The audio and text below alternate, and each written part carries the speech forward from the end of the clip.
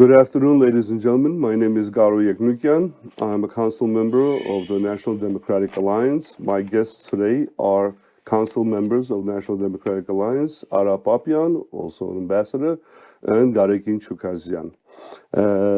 Today we'll be discussing the past and future occurring congressional hearings. The first congressional hearing that has occurred on June 21st was with the Tom Lantos Human Rights Commission, and the chairmen are Chris Smith and Mr. McGovern, co-chairman. During that first hearing, there was the issue of the humanitarian crisis that is impending in Artsakh, otherwise known as Nagorno-Karabakh, and the solutions and the recommendations that they made. The second hearing was recently on September 6th, which was titled Emergency Hearing with Great Sense of Urgency, since there is an urgent need to act. And the third hearing will be conducted by Mr. Menendez of the Foreign Relations Committee of Congress, where there will be guests from the State Department. The guests are Assistant Secretary Yuri Kim and the Special Advisor for Caucasus Negotiations, Mr. Luis Bono. That hearing will be on the 14th. After the hearing of September 6th, immediately the following day, Mr. Smith had sent a letter to President Biden where he took the advice of the two witnesses that were at the hearing and based on their advice made recommendations to the White House as to how to act in order to prevent the continuation of the genocide. At this point, I would like to ask Mr. Chukazyan to shortly explain to us or to remember what was said and done at the June 21st first hearing by the Tom Lantos Human Rights Commission. As you said, those three hearings are one continuation of the other, and the first one took place in June, and it was the first time that all the witnesses who were invited to that hearing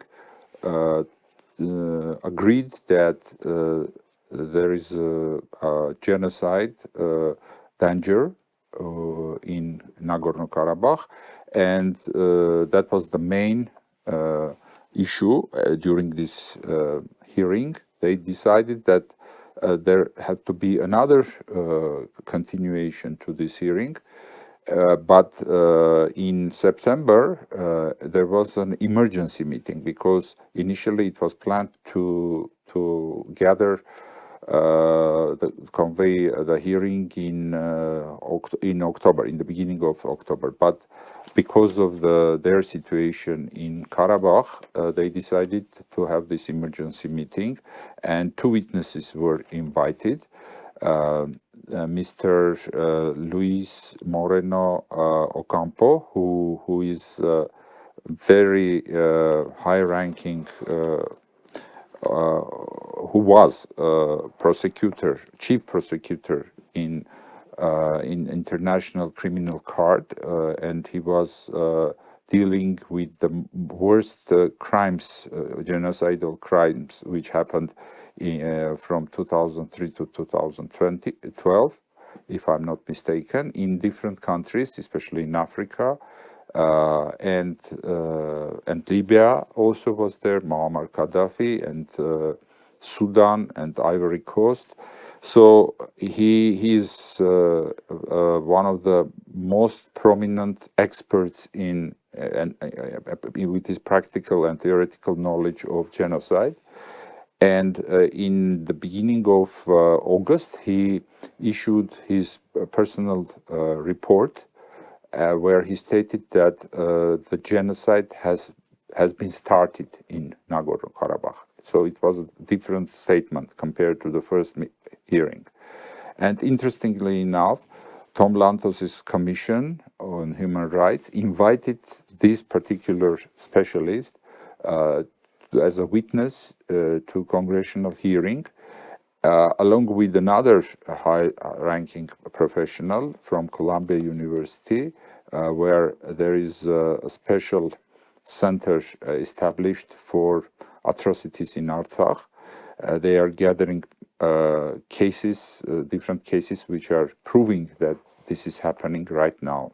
So those two witnesses both spoke about the genocide which has been started already. So, and the statement was taken by Congressman Smith in his letter to President Biden, where he also put the report itself of Mr. Ocampo, attached the report, as well as he referred to the website where the materials, practical cases are shown from Columbia University Artsakh Atrocity Center. So this is the first most important statement of this September 6th hearing, that it has been, the genocide has started. This is very important statement. Of course, there are other very important points as well. I would like to mention especially something which National Democratic Alliance have always was stating, that Russian peacekeepers have to be removed and replaced by international peacekeepers, and this was also put forward, this issue, during these hearings. If Russians cannot deal with the situation as peacekeepers, then they have to be replaced by international peacekeepers. This is very important as well. The third important point is, which I would like to mention, is connected with the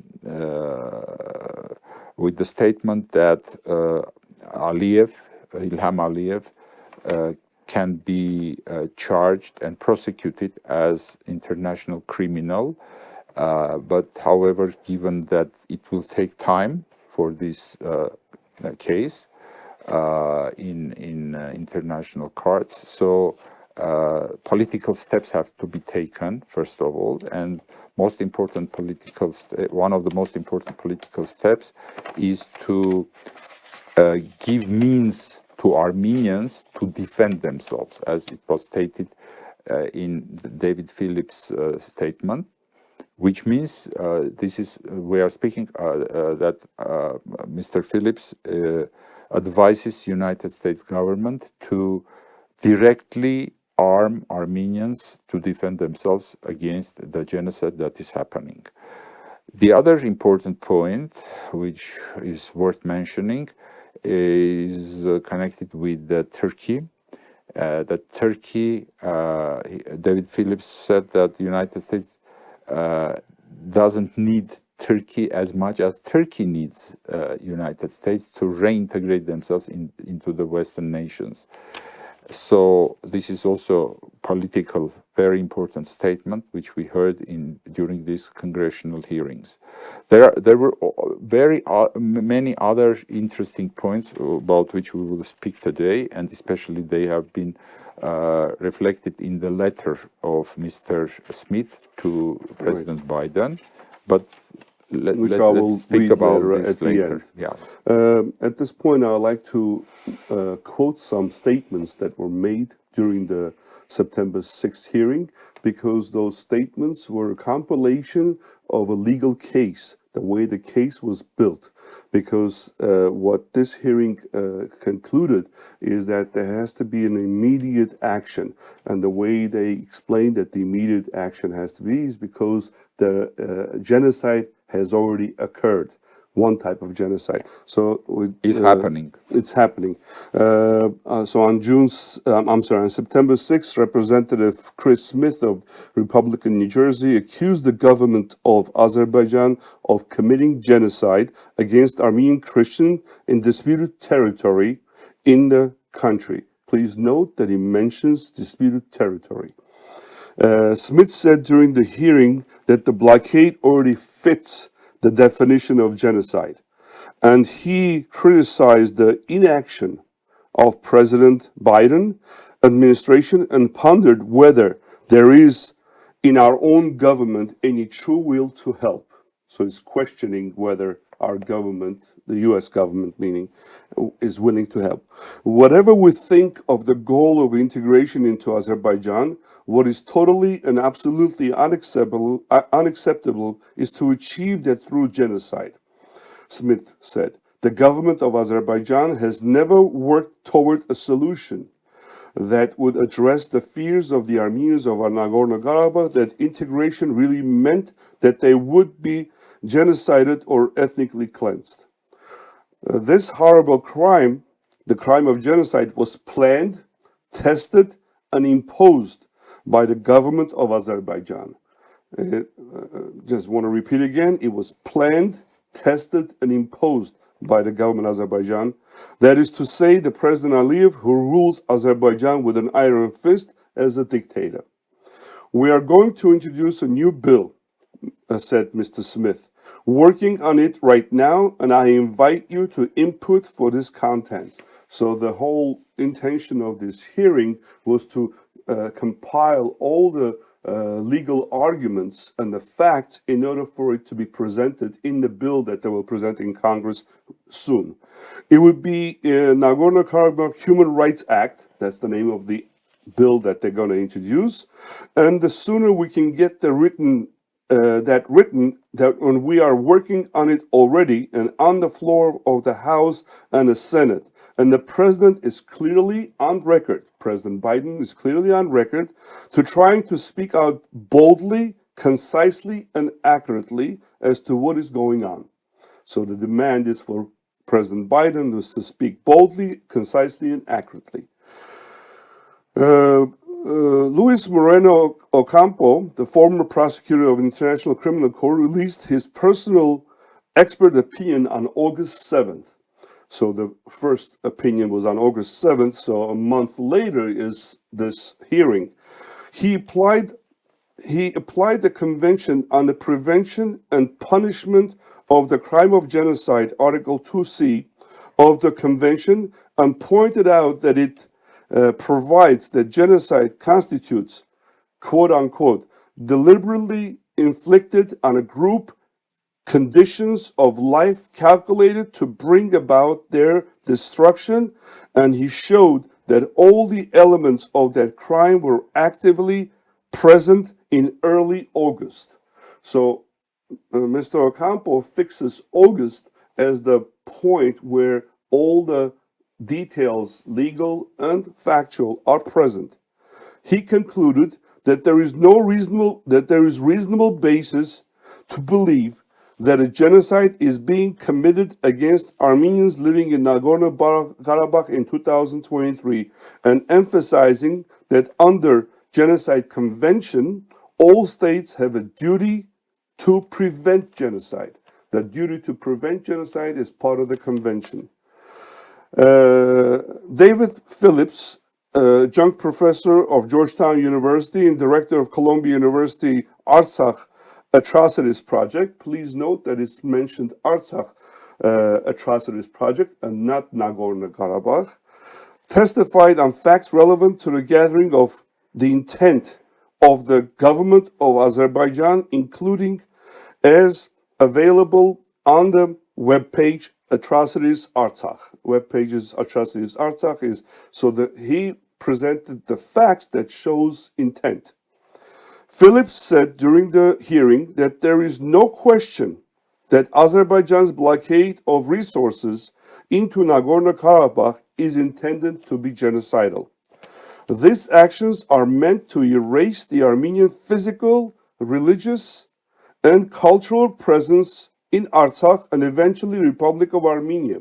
So Mr. Phillips believes that this genocidal motive is not just for Artsakh, that is going to be extended towards Armenia, which has now been whittled down to a fraction of its historical size and seen the elimination of all the Christian population and churches. He strongly suggested that the US should sanction Aliyev personally and his regime by 3 existing US laws, which are Section 907 of the Freedom Support Act. Second is the Humanitarian Aid Corridor, which was originally meant for Artsakh. And the third, Global Magnitsky Act.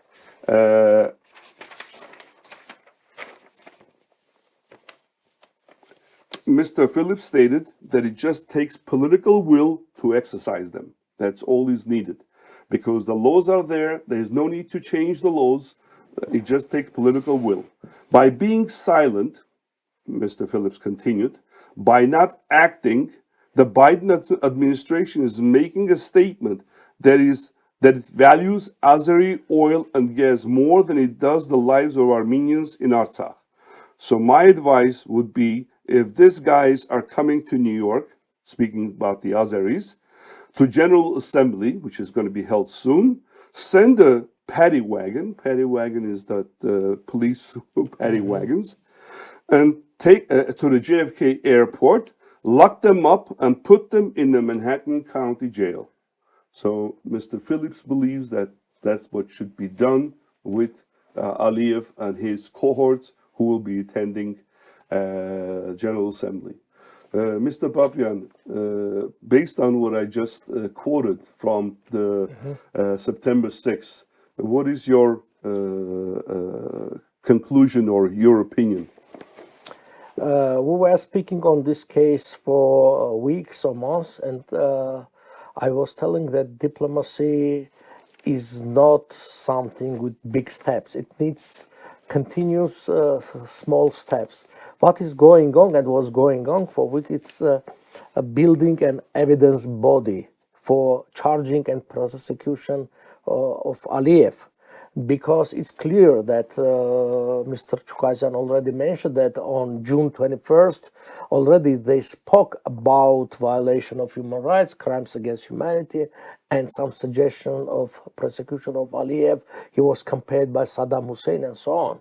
But now during September 6 hearings, it was much more clear that there is an intention to punish Aliyev, and it's also mentioned in the letter that personally he must be held responsible for this, because everybody knows that nobody will dare to do anything against Armenians or others without permission of Aliyev. And this blockade, which is Middle Ages siege of people there, is done with an intention to destroy. And for the definition of genocide, the most important part is the intention by the state. It's clear going on. And hopefully on September 14, when in Foreign Relations Committee in Senate, there will be another hearing, which is very important because we know that according to US Constitution, Senate is in charge of foreign relations as well as the presidential office. And Mr. Menendez already spoke about responsibility for protect, as it was mentioned also there.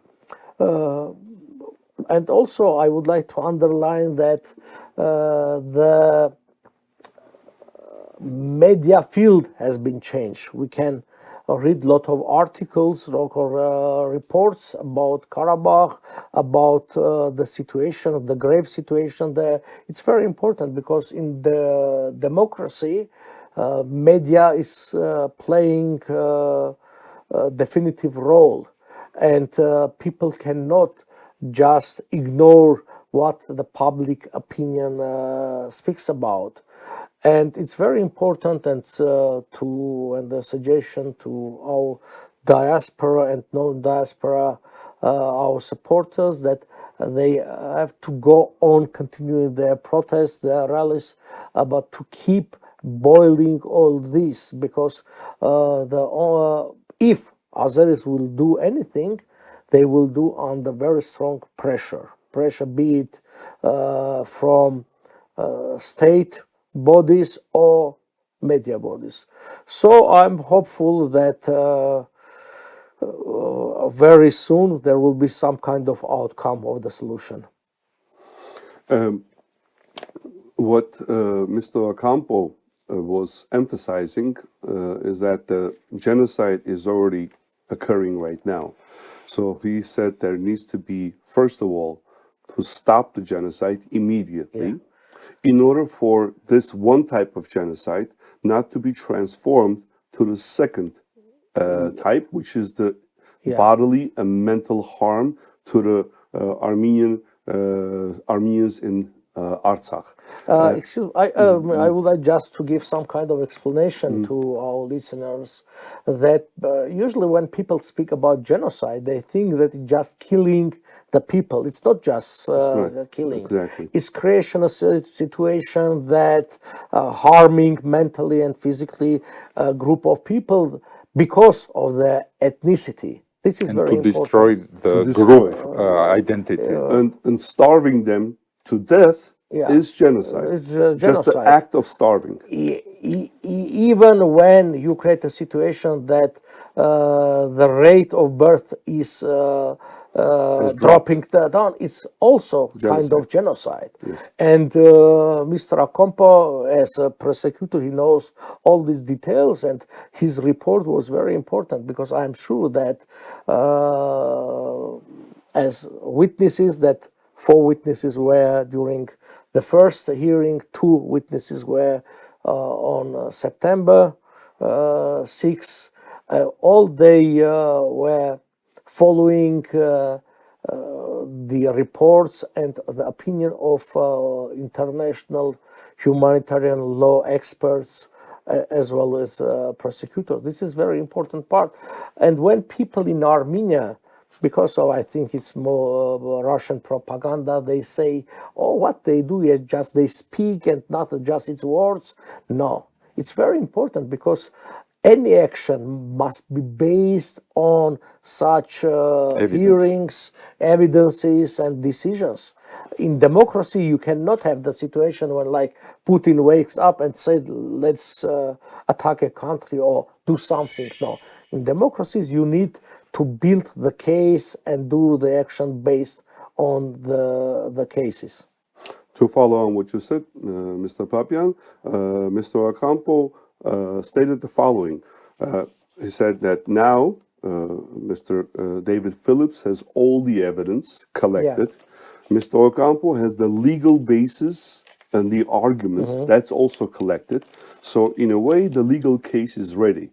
But he also emphasized that we have no time to go through the legal process of prosecuting Azerbaijan and Aliyev at this time. He said we will do that later. That has its own procedural. We have to provide means to Armenians. To do it. But he says we have to provide means, and also what he strongly emphasized, and he asked the co-chairman Smith to present that to the White House. His suggestion is that at this point, the immediate action that the U.S. can take is actually a phone call, a direct or an official statement by Secretary Blinken or by President Biden, that if saying to Aliyev directly that if you do not stop the blockade of Artsakh, you will be held responsible for genocide. Now, this may sound like a threat. It is a threat. So it's a threat. Not? Why not? So it's a threat that Mr. Ocampo was insisting that Congressman Representative Smith present to him. And at this point, I would like to read the letter entirely because it's very important, every single word. The letter that was written the following day, Representative Smith did not waste time. The following day, the letter was sent to President Biden with a copy to Secretary Blinken.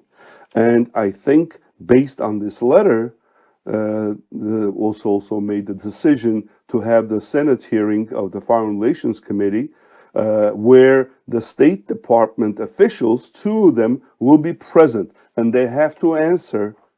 Yeah, they can't ignore. They can't ignore. They have to answer to the statements. And with all due, yesterday, I chaired an emergency hearing on ongoing genocide in Nagorno-Karabakh. In light of the compelling and urgent expert testimony provided, I respectfully urge you to immediately clarify that the United States does not tolerate, facilitate, or participate in negotiations over genocide, and to publicly inform Azerbaijan that unless it immediately lifts its blockade of Nagorno-Karabakh, the U.S. will take action through the United Nations to refer the matter to the International Criminal Court for investigation and prosecution. So that's the threat. Of particular concern is the State Department's readout of the conversation with Secretary Anthony Blinken and President Aliyev of Azerbaijan on September 1, 2023, which states in part, the Secretary underscored the need for dialogue and compromise and the importance of building confidence between the parties. Mr. President, there is little doubt that this humanitarian crisis was planned, tested, and imposed by President Ilham Aliyev, who rules Azerbaijan as a dictator.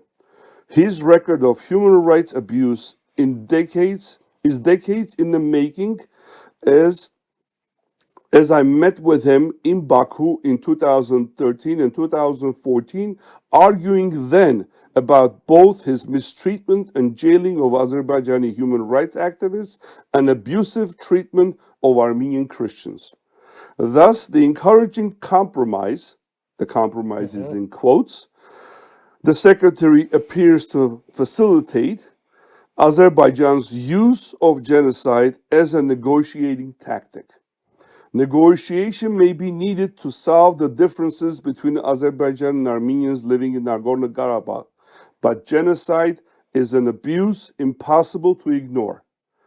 By contrast, consider the vital information provided at my hearing by Luis Moreno Ocampo, who served as the first chief prosecutor of the International Criminal Court from 2003 to 2012.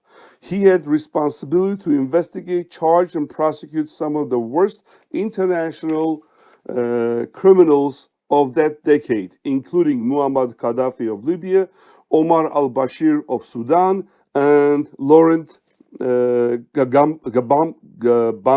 of Ivory Coast. In his testimony, Mr. Ocampo examined genocide convention, particularly the duty to prevent genocide under Article 1 and complicity in genocide under Article 3. Mr. Ocampo established that the risk of complicity is expanded by the U.S. active role in the negotiation between Armenia and Azerbaijan while Azerbaijan is committing genocide. Further, any U.S. assistance to President Aliyev in Azerbaijan to enable or facilitate the blockade of the Lachin Corridor or other forms of genocide could be considered complicity in genocide. The assistance could include the U.S. pressuring Armenia to accept the genocide as a cost of negotiating with Azerbaijan. In other words, this part, just to have explaining it, U.S. will be complicit in the commission of the genocide because the U.S. knows the intent that Aliyev has, and by not bringing it up or by not preventing it, you're becoming complicit. And that's a threat that we would like the White House to hear loud and clear. Excuse me? Let me just finish, Mr. Mr. Ocampo also shared an expert opinion he first released on August 7, 2023. In this document, he underscores the genocide means deliberately inflicting on the group conditions of life calculated to bring about destruction. Mr. Ocampo concluded that there is a reasonable basis to believe that genocide is being committed against Armenians living in Nagorno-Karabakh in 2023. Mr. Ocampo's expert opinion has been widely credited. I enclosed Mr. Ocampo's August 7 expert opinion and his full written testimony from yesterday, as well as the testimony of David Phillips, director of Columbia University of Artsakh Atrocities Project. The United States must recognize this genocide and act accordingly to save as many lives as possible. Your comments on this, Mr. I would like just to remind that so-called genocide convention is just not, it's for prevention and punishment for the genocide, which means that each party to the convention has the obligation to prevent and punish. And beginning since June 21st, there were so many examples speaking about that in Kosovo, we were too late speaking about West, and then we had to punish for the genocide. It's better to prevent, and prevention is much more important than to punish. And the idea is now to act, and to act drastically, to act urgently, and it's called, it wasn't just a hearing, it's an emergency hearing. And hopefully we will have the same or even more harsh wording for the Senate Foreign Affairs Committee later, and the Senate has more influence on foreign affairs. And Blinken and Biden, they will be obliged to act. They cannot ignore, because genocide is the crime of crimes. It's the legal term of genocide. It's crimes of the highest crime that exists in international law. And also, if West will not act against this genocide, this will be some kind of encouragement for the others, because all dictators are looking on this case as well. If Aliyev will go would pass without any punishment, the other dictators, especially in Africa, in many countries, they will repeat, they will use genocide and cutting food supplies as a mean to solve political issues. And also I would like to remind that a couple of weeks, 3 weeks ago, there was a special some kind of gathering that the food cannot be used as a weapon for political purposes. This is important. And this is the first case after that gathering, that they have to show that international law is the basis, that based on that the countries will act in future. Mr. Jurgazian, just wanted you to also make a few comments concerning National Democratic Alliance's involvement in having these hearings being conducted with the help of our partners, Livingston Group in the US.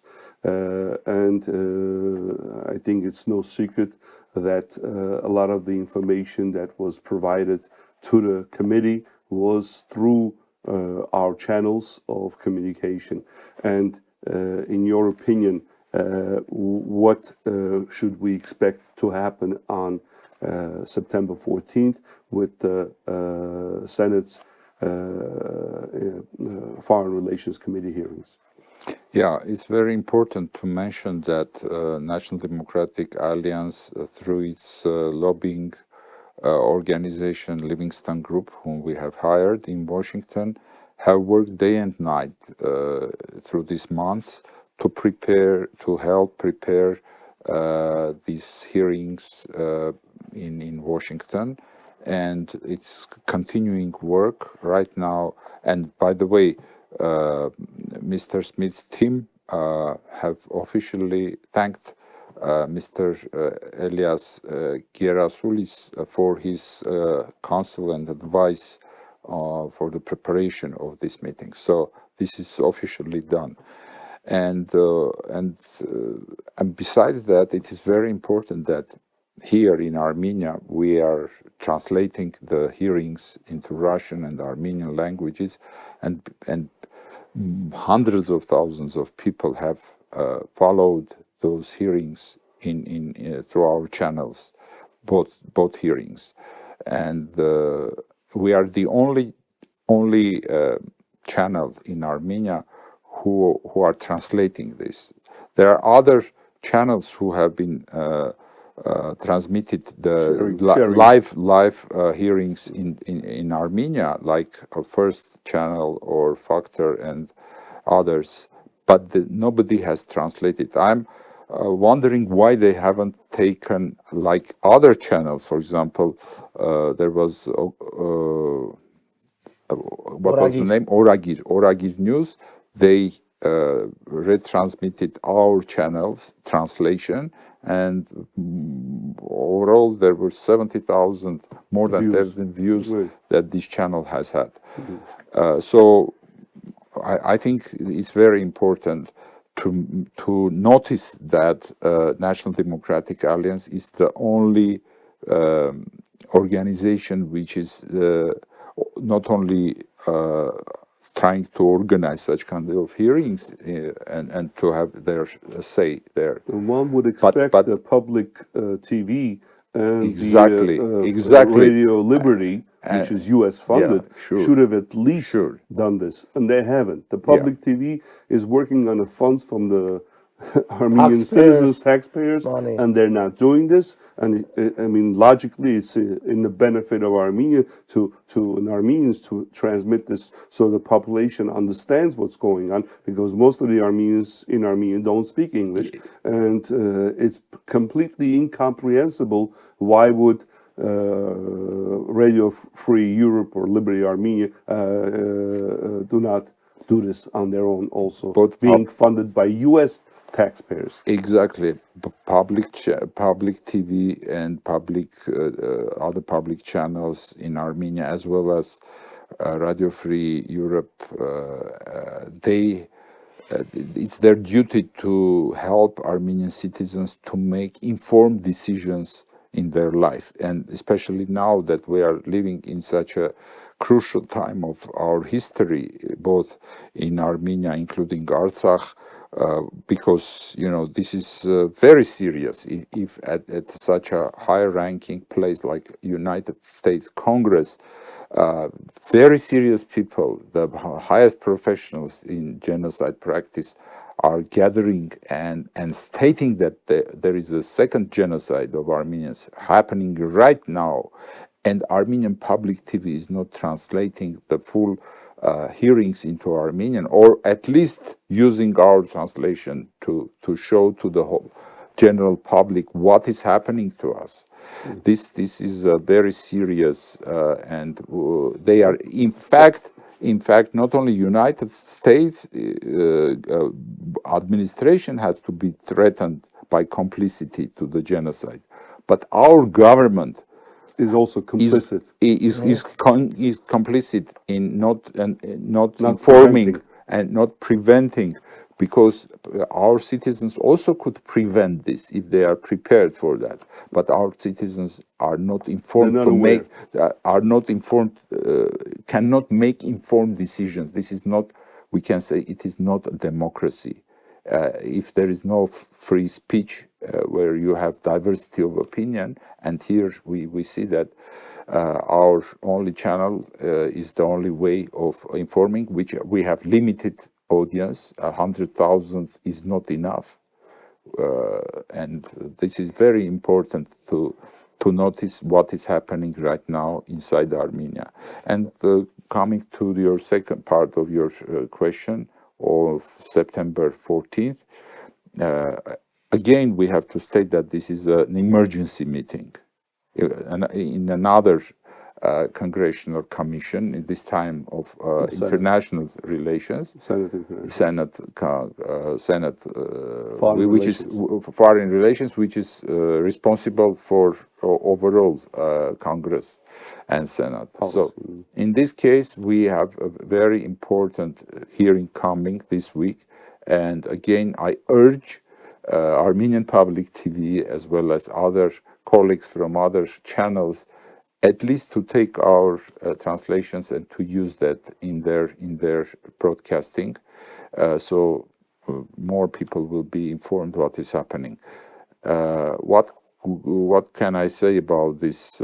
It is very important that this time Biden's administration will be present during the hearings, and there are two of them, and they will be answering the questions which have been raised in other places, and this is very serious, very serious. I agree with Mr. Papian, who says that some of our citizens who are following this, they are saying it is not important, that United States have already decided their policy towards Caucasus, and Armenia is not important for them.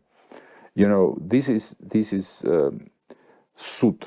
It's a misconception. It's a lie. It's a lie. Misconception. Intentional misconception. Yeah, because they want.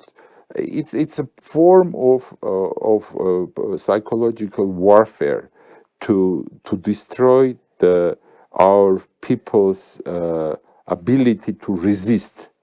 And psychologically, when you know that there is self-esteem, moral fabric, and then when you know that there is international cooperation to help you, and we see very serious statements on arming Armenians to defend themselves. This is very important. For the first time, we heard about this, and these are not just words, because, as again Mr. Papian stated, in democratic societies, this has been transmitted through media, New York Times, BBC, and other means of mass communication, where people are becoming aware what is happening and what is needed to do. To assist Armenia. So again, it is very important, the coming hearing, and let's follow very seriously what's going to happen next. And to follow up on what Mr. Chukazyan was saying, and to come to an end of our today's conversation, Mr. Papian, Mr. Chukazyan mentioned that this is also not just complicity of the Biden administration by being silent, but do you see actually an intentional complicity by the current regime in Armenia, Pashinyan's regime, where their intention is to subdue this information, to make the West and the United States look bad in the eyes of the Armenian public, by claiming, you see, the West or the US doesn't care about us, and that complicity will turn to the point where the Armenian public will say, well, the world doesn't want to help us, so we only have left with so-called the Russian allies. No other choices left. Do you see an intentional complicity here? See, with the U.S., it may not be intentional complicity, but complicity is complicity. But with the Armenian regime of Pashinyan, do you see intentional complicity? Yes, I see. It's also, I think, it's some kind of continuation of Russian policy and Russian propaganda, because when people say, under the influence of Russians, that these hearings are not important, they want to put on the same level West and Russia, because Russia is doing nothing, and when you see, will tell people that it's nothing on the same level, but it's very, very important. Now there is a saying in the West that CNN can decide the outcome of wars, because we have seen, beginning from Iraq war, that it almost were online war. Everything is online now. It's very important. And also, just an example of not broadcasting these very important hearings on public TV. This is the intention, not translating and speaking just about Nikol Pashinyan visits to a school where he speaks about the showers, how many showers must be, 1 and 2.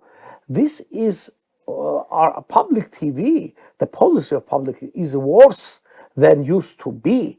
It's one-man show. It's clear one-man show, and ignoring the situation in Nagorno-Karabakh, they want people to forget about this, as nobody mentions now about our prisoners of war. Because if you do not speak about this, people will forget about this, and nobody will push from down toward the people who are responsible for this. And people, and Pashinyan himself, he is a very skillful manipulator of a segment of Armenian society. He knows them. He's playing all these cards that he's one of them, and unfortunately not everyone can understand the importance and not importance. And let's say one simple